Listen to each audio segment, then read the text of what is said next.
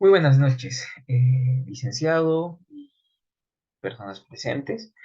Hoy vamos a hablar prácticamente de lo que es pues, la mecánica subcraneal, ¿no? La mecánica subcraneal va a tener diferentes partes esenciales en las cuales nosotros vamos a tener que tener en cuenta, ¿no? Y recordar sobre todo lo que es más esencial, ¿no? Que es la mecánica o biomecánica, en este caso relacionado a lo que es pues la salud justamente, ¿no? Entonces, vamos a tener que ver diferentes aspectos que nos van a ayudar, pues, ¿no? A mejorar y a tratar justamente las maneras en las cuales los huesos se mueven adecuadamente, ¿no? Y ver de esa manera, pues, ¿no? Cómo está ligado también la parte anatómica a esto. Entonces, para nosotros entender un poco más, vamos a pasar a ver justamente lo que es el concepto, ¿no? De una biomecánico, mecánica subcránea.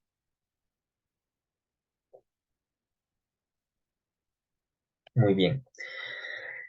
¿Qué es la mecánica subcraneal? Como podemos ver en la imagen, nos vamos a dar cuenta fácilmente con estas imágenes qué es lo que quiere decir con mecánica o biomecánica. En palabras simples, lo podríamos denotar como aquellos movimientos coordinados que pues, nos ayudan a realizar diferentes acciones, ¿no? Apoyándose de la cinética, de la gravedad y demás. Pero, muy aparte de algo simple como ese concepto, tenemos que entender de que pues estos movimientos tienen ligados a estructuras óseas, estructuras que internamente van a tener sus propios movimientos, ¿no? Que van a generar diferentes acciones y que van a lidiar con diferentes síntomas que pueden generar, digamos, dolores, limitaciones o problemas pues articulares en el paciente y que van a generar, pues, sobre todo patologías. Entonces, lo que tenemos que decir para lo que es la mecánica subcraneal es, pues, de que es un movimiento corporal, ¿no? Delimitado por la flexión, extensión, lateralización y rotación de la cabeza. ¿Qué más? Que, pues, está dado por lo que es la zona cervical, que vemos aquí, y lo que es el cráneo o base del cráneo externo, ¿no? ¿Qué más? Las estructuras óseas, como he mencionado, van a estar ligadas por la base del cráneo y lo que es la cervix, ¿no? Las primeras vértebras. ¿Qué pasa aquí? Si nosotros realizamos una mala praxis, una mala intervención, vamos a generar daño en esa zona, limitando muchas veces el movimiento del paciente. Entonces hay que tener mucho cuidado. La postura es muy alterada en esta zona debido a las diferentes acciones que los pacientes o las personas tienen diario, ¿no? Entonces, es importante tener en cuenta esos movimientos que podría tener la persona para no eh, dañarlo o en este caso para enseñarle adecuadamente cuáles son las posiciones, ¿no? Que él debe tener. Entonces, vayámonos pues a la parte anatómica. Como podemos ver en la imagen, tenemos que tener en cuenta justamente los huesos con los que va a limitar justamente lo que es el cuello o la cervix. Uno es el hueso maxilar superior, ¿no? El hueso maxilar superior que está aquí de verde, que lo están denotando como esfenoides, que está muy abajo, ¿no? No se ve ahorita aquí, que prácticamente pues es un hueso que va a limitar porque aquí abajo va a estar pues uno de las partes esenciales, que es el agujero magno, ¿no? Entonces, ¿qué vamos a ver en una imagen posterior?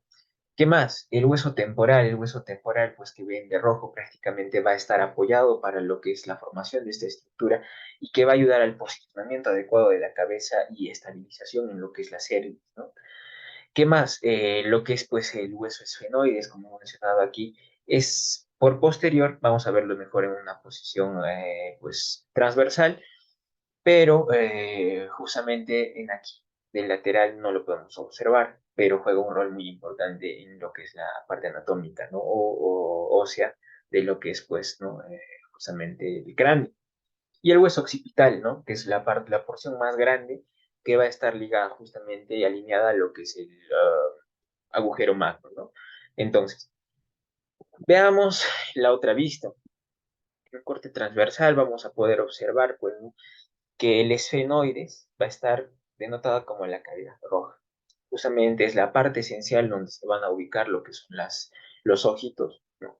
Y va a estar ligado por la parte inferior de las córneas, ¿no? Entonces, por posterior, más por posterior, va a estar apoyando la estabilización de lo que es la cervix adecuadamente, y asimismo, ¿no? Con lo que es el hueso Bomer, que es un hueso parte del tabique, va a estar pues apoyando lo que es la estabilización de esta zona para que no se vayan adecuadamente lo que son estos huesos. ¿Qué más? El agujero magno que he estado mencionando hace rato, ¿no? Justamente es un agujero prominente donde se va a encajar adecuadamente, ¿no? De esta manera, justamente lo que son las vértebras, ¿no? Las primeras dos vértebras, el atlas y el axis, que son vértebras esenciales para el movimiento adecuado del cuello y de la cabeza, ¿no? Que nos van a denotar diferentes acciones, ¿no? Y que si se ven lesionadas, es un problema muy grave, ¿no? No solo porque hay nervios y demás, sino que en la parte ósea estructuralmente, una pequeña lesión que hay en esta zona, pues va a generar problemas muy graves y desencadenantes en el paciente, muchas veces generándole, pues, problemas, ¿no? De limitación de movimiento. Y de lila vamos a ver lo que es el hueso occipital, ¿no? Hueso prominente, como he mencionado, parte esencial de casi todo el agujero, ¿no? Magno, se podría decir, y que está teniendo en cuenta como enfoque para tapar, ¿no? O contener a lo que son estas vértebras que se van a introducir ahí. Entonces, habiendo entendido la parte anatómica de la base del cráneo externa, vamos a ver, pues, ¿no? Las partes anatómicas de lo que es la zona cervical, uno, lo que es la primera vértebra o atlas, ¿no? Que es la más grande, que está por esta zona, y la otra que es la segunda vértebra axis, que está más abajito, esta zona más grande, esa es la vértebra axis, que vamos a nosotros denotar como que son las dos primeras vértebras y las que estabilizan se insertan en la parte esencial y externa del cráneo, ¿no? Para realizar los diferentes movimientos anatómicos y biomecánicos que nosotros tenemos que tener en cuenta, ¿no? Entonces, habiendo observado eso, veamos los movimientos. ¿Qué movimientos podemos realizar en relación a la base de la parte subcraneal de lo que es, pues, la biomecánica? Los movimientos van a estar relacionados a lo que es una flexión, extensión, rotación y lateralización, ¿no? Como podemos ver en la imagen. Una flexión, una extensión, una pues, rotación y una lateralización. La flexión tendremos que tener en cuenta de que está adecuado tener una flexión de 52 grados, una extensión de 71 grados, hay mayor rango de movimiento hacia atrás, menos hacia acá, y una rotación que es de 72 grados, ¿no? Y una lateralización de 43, ¿no? En algunos casos, cuando son personas con más laxitud, tienen mayor movimiento o rango de movimiento, ¿no? Entonces, hay que tener en cuenta también esos factores, ¿no? No decir, tiene mayor rango de movimiento, ya tiene un problema mayor, ¿no? O tiene alguna alteración, digamos, ¿no? En la parte tal vez tendinosa o ligamentaria o muscular. Entonces, no siempre es así. Hay que también tener en cuenta el rango adecuado, ¿no? Que podríamos determinar en este caso tal vez de 2 3 hasta 5 a lo mucho, para poder determinar el movimiento adecuado que podría tener una persona con hiperlaxitud también, ¿no? Entonces, vayamos a ver pues ahora lo que son las acciones más comunes en relación a la biomecánica, ¿no? Cuando el movimiento es inadecuado, cuando el movimiento no va en relación a lo que debería ir, flexión, extensión inadecuada, rotación o lateralización inadecuada del cuello, y que la cabeza también no tenga un movimiento adecuado en esta zona, ligada con el cuello, claro está, porque no se mueven por separado, eh, vamos a tener lo siguiente, ¿no? Determinar que tal vez la persona tiene un espolón óseo, que tienen posiblemente unas hernias, ¿no? Que justamente es la zona de los discos intervertebrales, que es muy difícil que se dé tal vez en esta zona de los primeras dos vértebras, generalmente se da en la zona lumbar, y pues es donde es más frecuente, pero no está exento de eso, ¿no? Entonces hay que tener en cuenta que podría darse, ¿no? Entonces hay que evaluarlo. Y los picos del oro, ¿no? Que también es una prominencia, ¿no? Mayor en esta zona justamente de la vértebra, que va a dañar y va a alterar, digamos, la correlación adecuada de la vértebra y el movimiento o posicionamiento, ¿no? Normal. ¿Qué puede pasar también? Que una contusión cerebral puede generar, pues, ¿no? Que esa zona se haya movido, que esté habiendo inflamación y diferentes problemas que puede ser hasta tumores, ¿no? Entonces hay que tener muy en cuenta todas esas cosas. Para ello vamos a ver después, ¿no? Los exámenes que se deben tener en cuenta. Entonces, ¿Qué podría pasar, ¿no? Si se causa una lesión, qué problema nos genera en la parte biomecánica, justamente esa zona. Pues una lesión va a ir ligada en lo que es el cuello en una inmovilización. Si hay una inmovilización, esa zona se va a limitar porque el tiempo de, pues, de estabilizar, de mantener, digamos, recto esta zona del cuello, es un tiempo a veces largo, ¿no? Entre 1 a 2 meses. Entonces, eso a veces limita el movimiento y en muchas ocasiones se necesita terapia para realizar, digamos, movimientos adecuados nuevamente, pero muchas personas no lo hacen. Entonces, ¿qué va a pasar? También las personas que tienen hernias no son tratados, algunos no le dan importancia y pues como ven aquí, ¿no? La hernia va a inflamarse, va a generar mayor dolor y le va a limitar al final, ¿no? Los tumores también puede ser un factor muy relevante porque esta zona se va a ver elevada, no va a haber congruencia adecuada de vértebras y va a haber, digamos, factores desencadenantes que va a limitar al paciente en sus movimientos, ¿no? O teniendo una posición rígida, teniendo, como se llama, un movimiento limitado y demás, ¿no? Entonces, las fracturas internas también generan dolor muchas veces y si no generan dolor, a veces pues pasa de que a la larga se acrecenta, ¿no? Porque una persona mayor entendamos de que la osificación es más difícil. Entonces, ¿qué factores nosotros tendríamos que tener en cuenta para lo que es la generación de una lesión en la zona subcraneal? Que el paciente pueda haber tenido un accidente de tránsito y que le haya dado, haya obtenido lo que es el latigazo cervical.